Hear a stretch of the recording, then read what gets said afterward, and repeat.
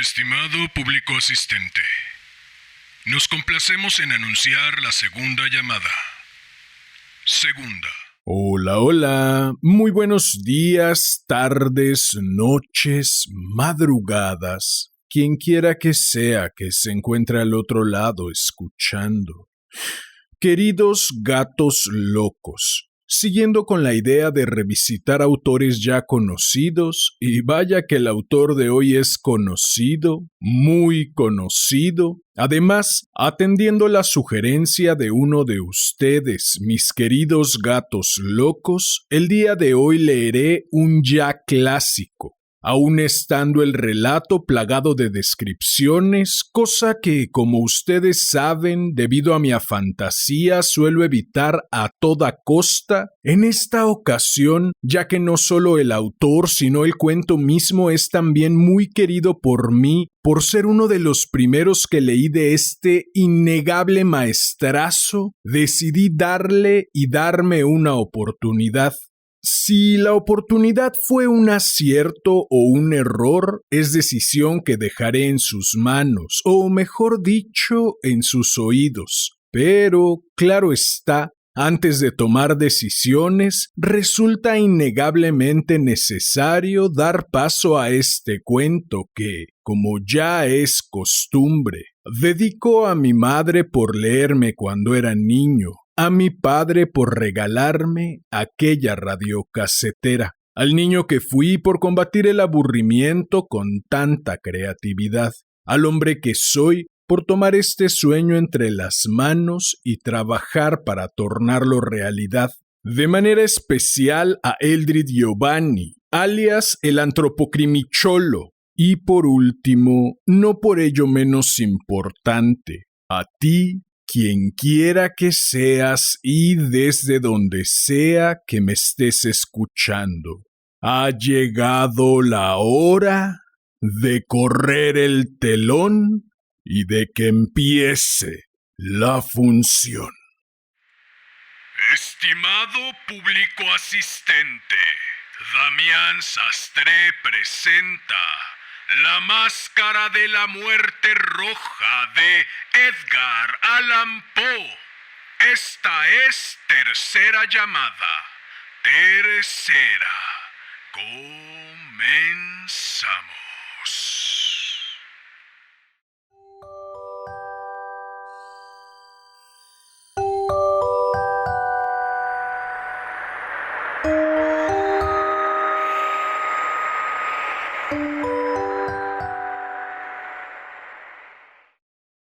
La muerte roja había devastado el país durante largo tiempo.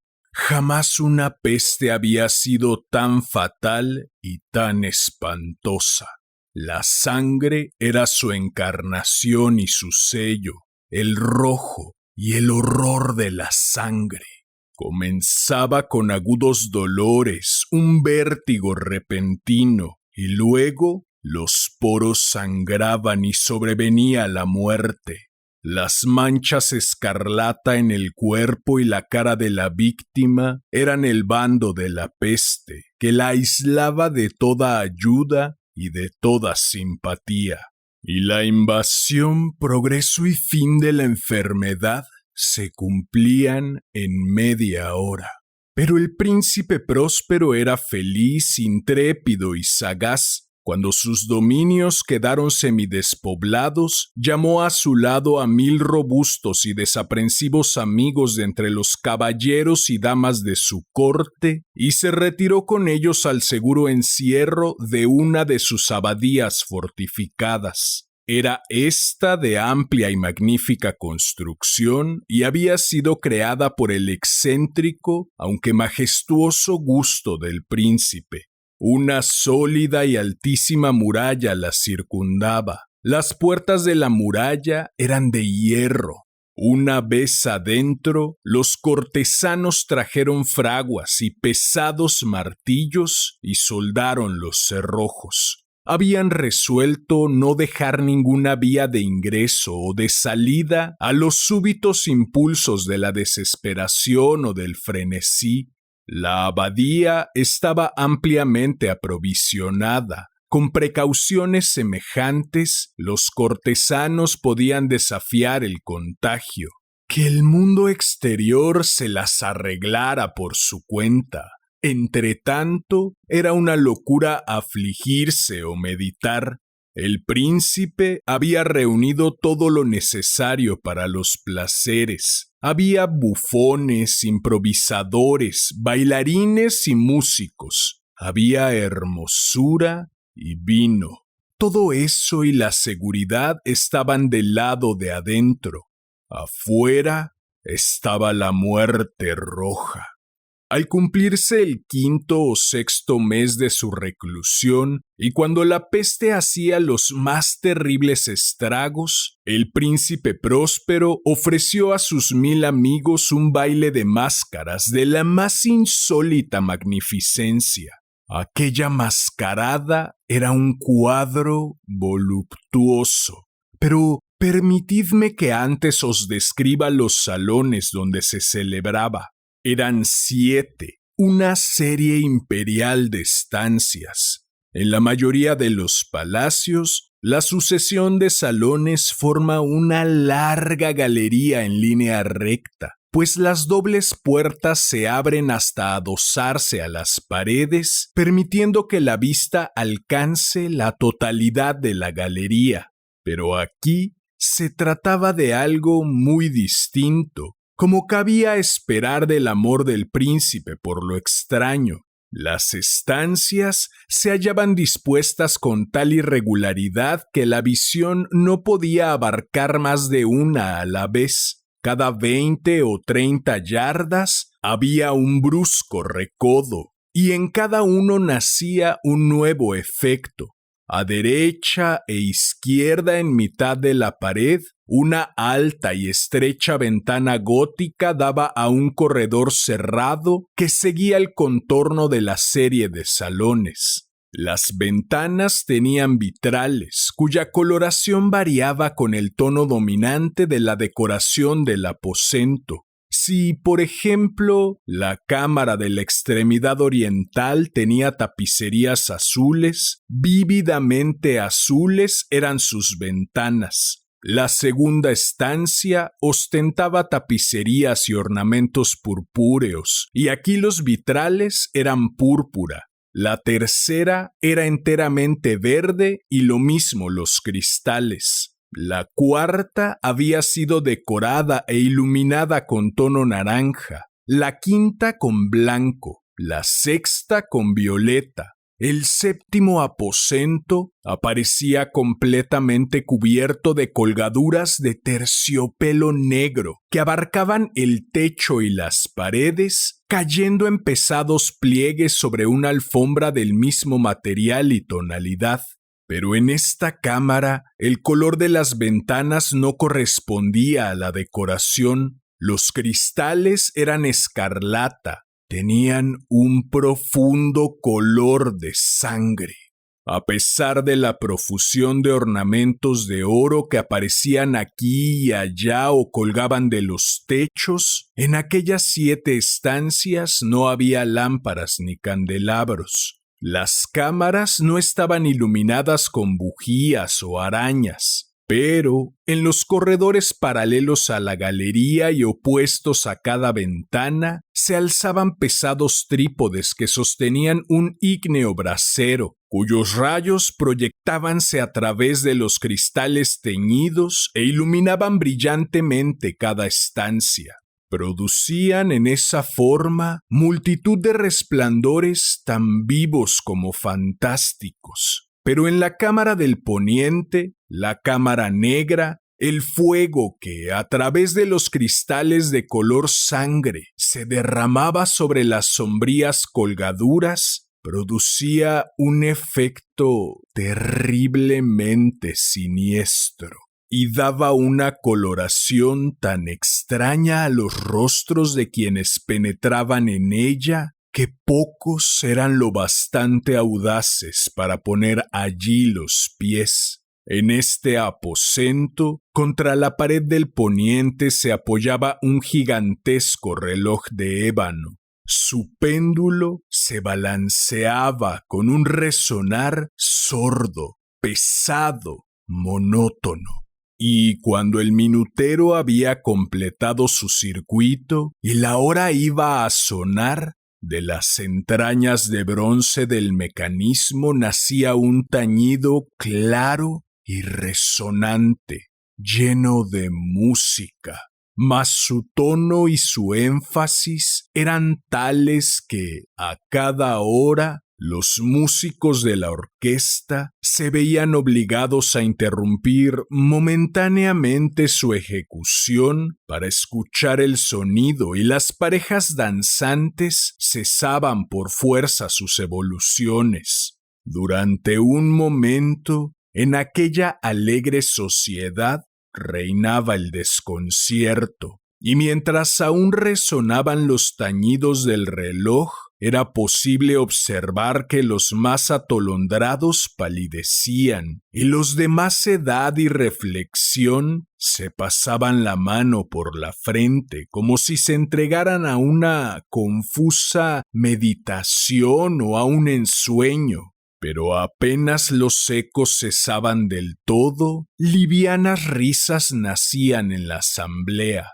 Los músicos se miraban entre sí como sonriendo de su insensata nerviosidad, mientras se prometían en voz baja que el siguiente tañido del reloj no provocaría en ellos una emoción semejante, mas al cabo de 60 minutos, que abarcan 3600 segundos del tiempo que huye, el reloj daba otra vez la hora. Y otra vez nacían el desconcierto, el temblor, la meditación.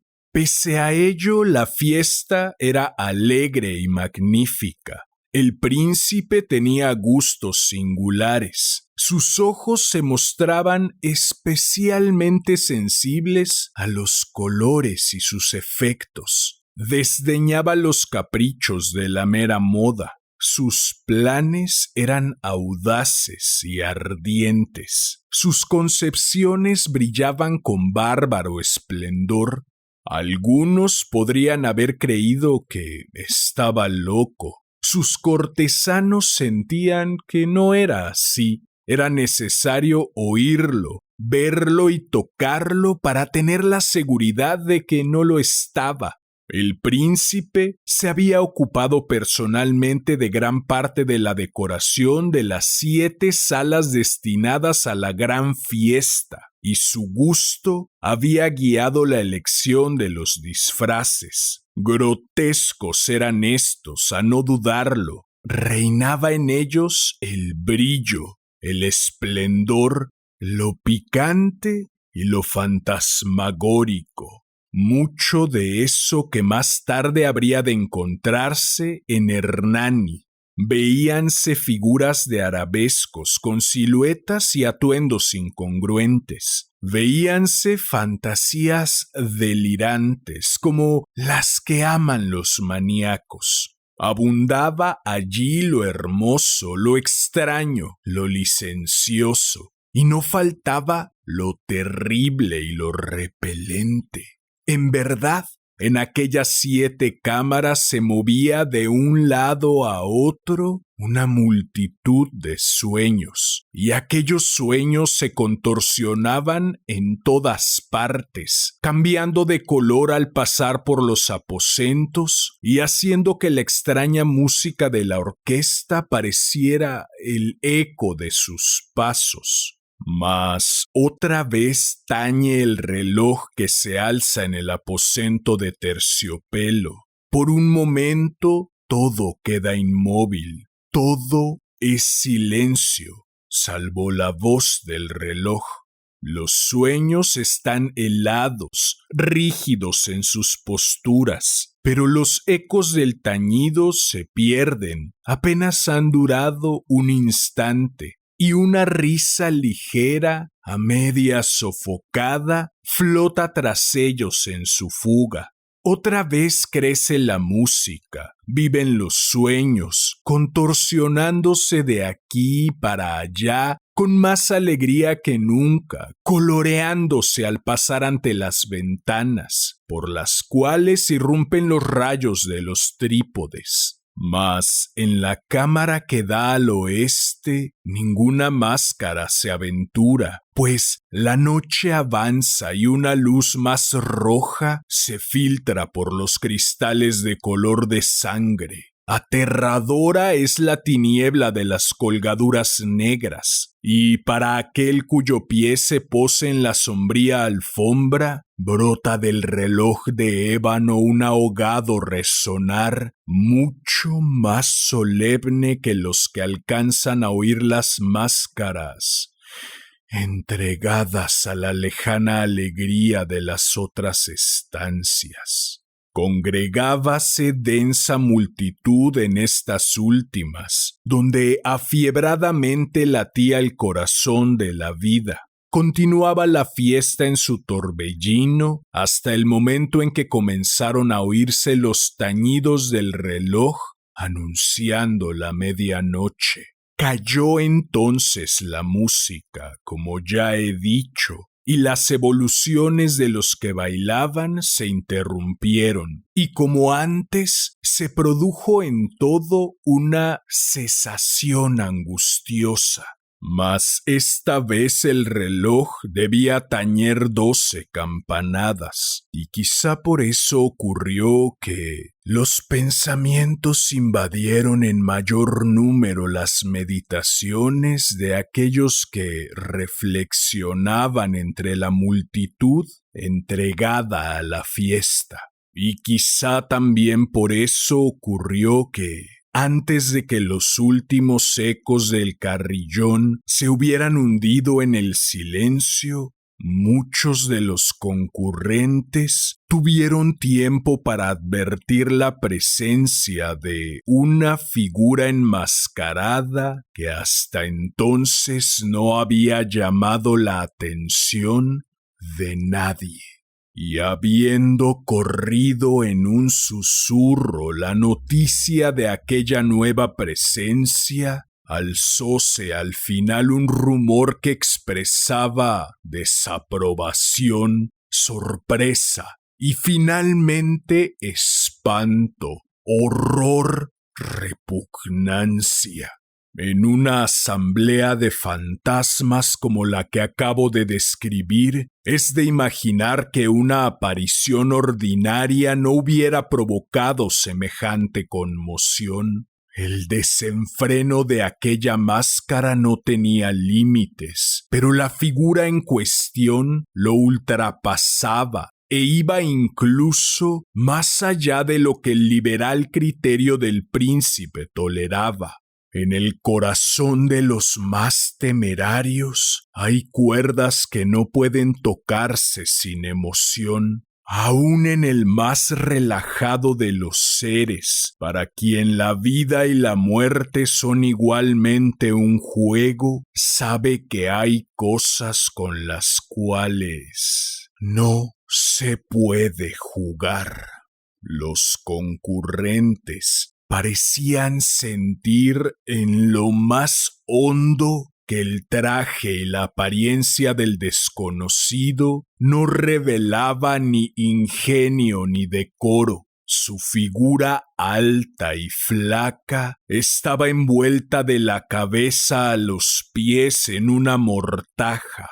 La máscara que ocultaba el rostro se parecía de tal manera al semblante de un cadáver ya rígido que el escrutinio más detallado se habría visto en dificultades para descubrir el engaño. Cierto, aquella frenética concurrencia podía tolerar, si no aprobar, semejante disfraz. Pero el enmascarado se había atrevido a asumir las apariencias de la muerte roja. Su mortaja estaba salpicada de sangre y su amplia frente, así como el rostro, aparecían manchados por el horror escarlata. Cuando los ojos del príncipe Próspero cayeron sobre la espectral imagen que ahora, con un movimiento lento y solemne como para dar relieve a su papel, se paseaba entre los bailarines, convulsionóse en el primer momento con un estremecimiento de terror o de disgusto, pero al punto su frente enrojeció de rabia. ¿Quién se atreve?, preguntó con voz ronca a los cortesanos que lo rodeaban. ¿Quién se atreve a insultarnos con esta burla blasfematoria? Apoderaos de él y desenmascaradlo, para que sepamos a quién vamos a ahorcar al alba en las almenas. Al pronunciar estas palabras, el príncipe Próspero se hallaba en el aposento del este, el aposento azul. Sus acentos resonaron alta y claramente en las 7 estancias, pues el príncipe era hombre osado y robusto, y la música acababa de cesar a una señal de su mano. Con un grupo de pálidos cortesanos a su lado, hallábase el príncipe en el aposento azul. Apenas hubo hablado, los presentes hicieron un movimiento en dirección al intruso, quien en ese instante se hallaba a su alcance y se acercaba al príncipe con paso sereno y deliberado.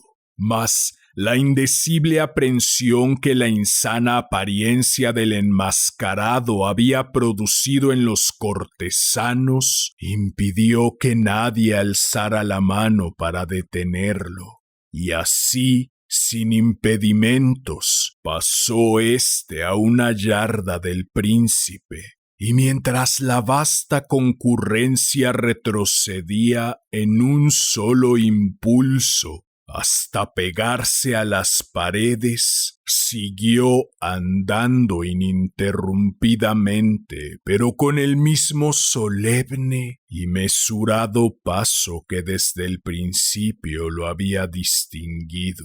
Y de la cámara azul pasó a la púrpura, de la púrpura a la verde, de la verde a la anaranjada, desde esta a la blanca y de allí a la violeta, antes de que nadie se hubiera decidido a detenerlo. Mas entonces el príncipe Próspero, enloquecido por la rabia y la vergüenza de su momentánea cobardía, se lanzó a la carrera a través de los 6 aposentos, sin que nadie lo siguiera por el mortal terror que a todos paralizaba.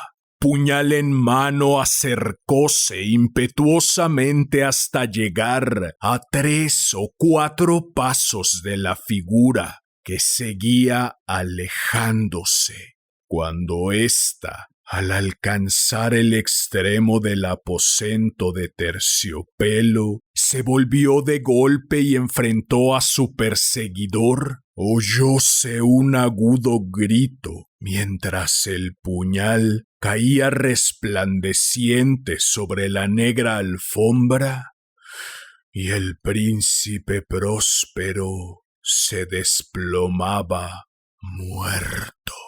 Reuniendo el terrible coraje de la desesperación, numerosas máscaras se lanzaron al aposento negro, pero al apoderarse del desconocido, cuya alta figura permanecía erecta e inmóvil a la sombra del reloj de ébano, retrocedieron con inexpresable horror al descubrir que el sudario y la máscara cadavérica que con tanta rudeza habían aferrado no contenían ninguna forma tangible. Y entonces reconocieron la presencia de la muerte roja. Había venido como un ladrón en la noche, y uno por uno cayeron los convidados en las salas de orgía, manchadas de sangre, y cada uno murió en la desesperada actitud de su caída. Y la vida del reloj de ébano se apagó con la del último de aquellos alegres seres, y las llamas de los trípodes expiraron, y las tinieblas y la corrupción y la muerte roja lo dominaron todo.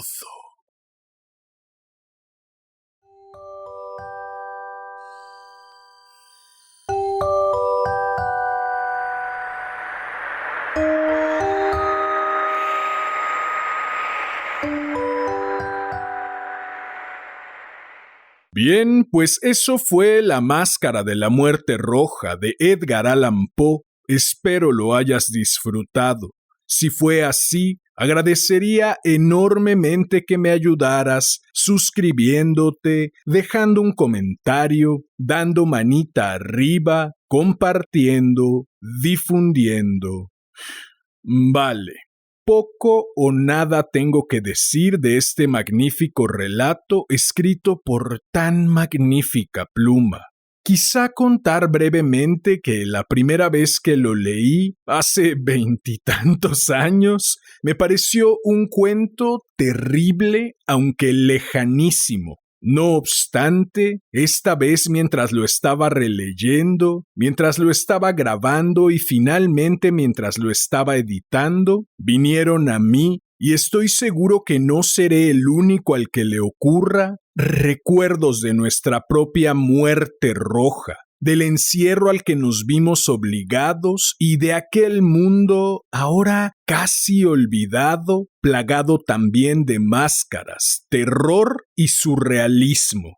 Una de las bellezas del arte, lo he dicho hasta el cansancio y lo repito, es su capacidad de servir como espejo. Aunque no haya sido públicamente sabido, después de releer este cuento, no dudo que durante aquellos años de nuestra tragedia, en más de un rincón del mundo, haya habido modernas abadías fortificadas y modernos príncipes prósperos ofreciendo a sus concurrentes orgías similares, mientras el resto de los mortales, ajenos a esas realidades paralelas, luchábamos por mantenernos en pie. En fin, si deseas seguir de cerca el itinerario de esta nave de los gatos locos, si deseas hacerme saber tu opinión acerca de la misma, si deseas estar al tanto del contenido que publico o si deseas sugerir un cuento o una pluma nueva para cualquiera de las dos secciones de este hermoso, sensual y exquisito podcast. Puedes buscarme en Facebook como Damián Sastre, mi perfil personal, en YouTube como Damián Sastre Presenta, Casi Diario de un Loco y Damián Sastre Presenta, Déjame leerte un cuento. Ahora también en TikTok como Damián Sastre Presenta, y en la página homónima de Facebook, en donde iré congregando todo lo concerniente a esta nave de los gatos locos y sus múltiples aventuras, las ya emprendidas y las que se están por emprender. Si llegaste hasta aquí, como ya es costumbre, agradezco inconmensurablemente tu valiosísimo tiempo. Recibe un enorme abrazo. Ten una excelente vida y hasta la próxima.